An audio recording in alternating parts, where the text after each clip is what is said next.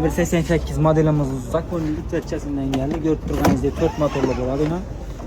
4 yilcha ham tortadi. Amortizator hamma narsalari 50 kilodan ko'taradi. Yengligi ichi 2 bola sig'adi bemalol. 3 yoshda ikkisini o'tirib bemalol haydayverasiz. Fleshka bo'lsin, samavajlari bor. Bahosini 1,5 million so'mdan bat turibdi. Dastavkasi bormi? Arqalari bilan dastavkalari bor. Dastavkasi necha dastavka qilib berasizlar? Urgan shaharning ichida dastavka qilib beramiz. Chetroq bo'lsa mashinaga kelasiz.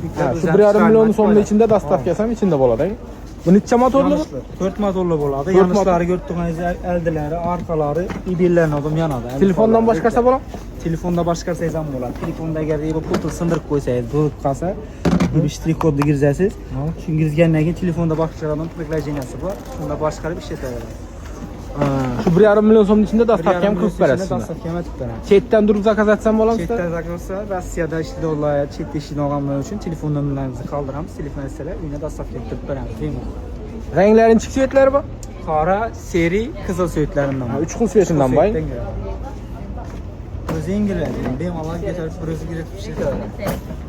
Sog' bo'lasiz.